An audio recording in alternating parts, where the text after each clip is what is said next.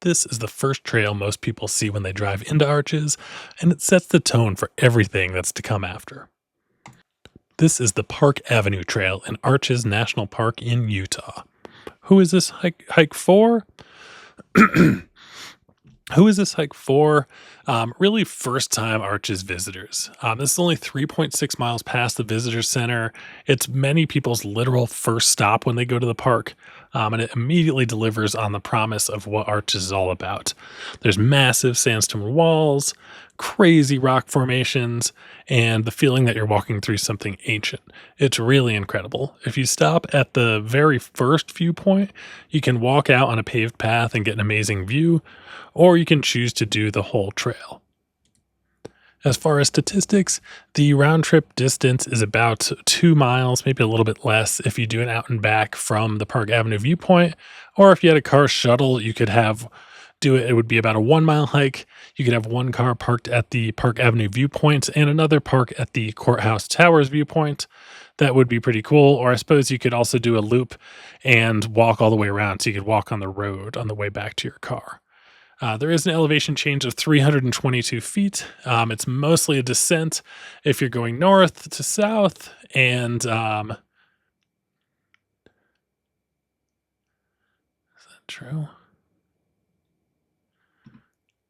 The approximate time for this hike is about 1 hour, and I would say it's ranked moderate. You do kind of stay in the bottom of the canyon or wash, but there are some steep stairs and kind of some uneven terrain.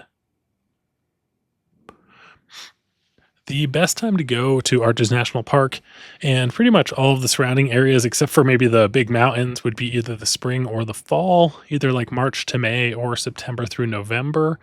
Typically, you get the best weather then, though beware, this is a land of extremes. You can definitely get some extreme weather at any time. How should I dress? Kind of bring everything, pretty much always. I will say though, summer temperatures can be extremely hot in this area. Mostly I'd avoid this area in the summer. It can just be crazy hot.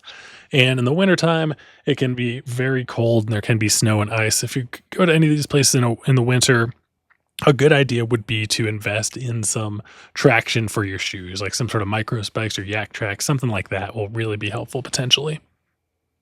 Arches National Park is located in southeast Utah, and the nearest town is Moab, Utah.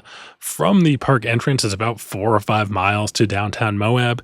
Moab is a kind of a small town, but there's a lot to it. Like there's tons of hotels, and it's really an outdoor mecca. Like if you like hiking, if you like 4x4 off-roading, if you like mountain biking, rock climbing, this is the place for you. It's absolutely amazing. It is still a pretty small town though. There is like a normal grocery store there, and there are a bunch of restaurants and shops that are pretty cool. But other than that, that's about it. Arches National Park is pretty incredible national park. It was established originally in 1929, became a full national park in 1971, and there are over 2,000 natural sandstone arches. Sometimes when I go, like from the entrance, I try to count how many I can see. I really haven't seen near the 2,000. It kind of amazes me that there's that many. How many did you see on your trip? So as far as trailhead access, it is fully paved the whole way. There is 2 parking lots you could park at. There is a paved lot at the Park Avenue viewpoint. It does get kind of busy because it is really the first major stop you can go to, but it's absolutely astounding. You can go and just walk out to the viewpoint from there and get a fantastic view. You don't have to do the full hike, though the full hike is quite nice. If you want to if you want to do the full hike though, and you are starting at that point, like if you're starting at the viewpoint overlook, you do kind of go down some steep stairs right away, and you could avoid the steep stairs. And if you want to just like kind of a out and back hike and not to do the whole thing, just trying to stretch the legs a little bit, you could park out the Courthouse Towers, and then you can walk from there. You kind of cross the road, and then the trail starts from that side. That can be a nice way to just have a more easy hike. In terms of water availability, it is pretty much none. This whole greater area, there's not much water at all. There are some rivers. There is some streams and stuff, but I wouldn't count on it at all. Your best bet is to bring your own water. I would have just some spare water in your car if you go to this area at all. You can get water at the visitor center, and that is about it. Also actually is some at the campground. Let me double check that actually. And if you're really in a pinch, there is water at the campground as well, the Devil's Garden campground. But I wouldn't rely on that. I would bring your own water and fill up at the visitor center. In terms of bathroom availability, there are restrooms at Arches Visitor Center, and there are some vault toilets at some of the trailheads. Just kind of keep your eye out for those. Best bet is probably to go to the visitor center. In terms of permits and fees, while there isn't a permit required for this specific hike, you do have to pay to enter the park. And park regulations did change. This is 2026 when I'm making this. I made a video about what those regulations are. I will paste that here. For US citizens, though, it's about $30 per vehicle to get in. And if you're going to go to multiple national parks within a year, there are some pass options that I'd recommend.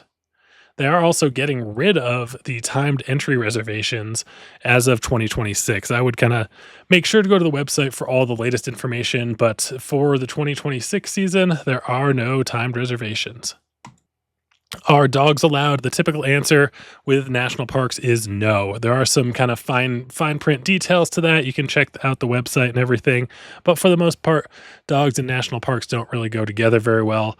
Best bet is leaving your dog at home.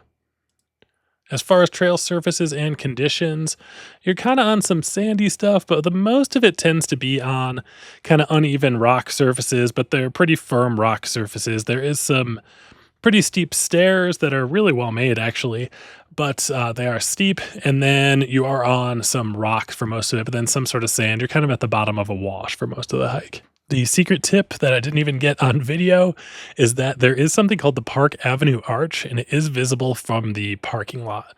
Look up high on the rock wall to your right, and you can't really see light through it, and I think that's why people miss it, but there is an arch there. There's arches everywhere, and they can be easy to miss. That's how there's 2,000 of them. I have missed this one too, to be honest. If you're already in this area, I would highly recommend doing Delicate Arch is probably the number one. You just got to do it. It's extremely popular. It is 3 miles round trip and a bit strenuous, but I would highly recommend that. Also, Landscape Arch is one of my favorites. That's pretty incredible, but also takes a little bit of effort to do. Fiery Furnace is amazing. Watch my video about that if you want to learn more about that. Also very strenuous though. Arches is really cool. There's a lot of stuff that's challenging, and there's a lot of stuff that you can really just kind of drive your car almost all the way up to, just a short hike to do it. Lots of cool stuff in this whole area. I could go on and on forever about other things to do here. Now, as far as is this hike worth it? I would say yes. I mean, at minimum, I would stop at the viewpoint at the top and go out and look and see Park Avenue. It's absolutely incredible. Really does set the tone for the rest of the park. It's amazing. Also, very cool trail. I've done it a couple times and really haven't run into many people. Like I saw a couple people each time, but it's not really the most crowded.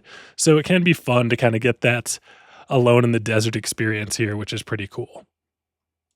If you found this video helpful, I would love it if you gave it a like, give me a comment, let me know if you're going to Arches or if you've been and if you've done this hike. You can also check out some other videos I've made in the park of other hikes, and I would love to hear from you. Have a nice day.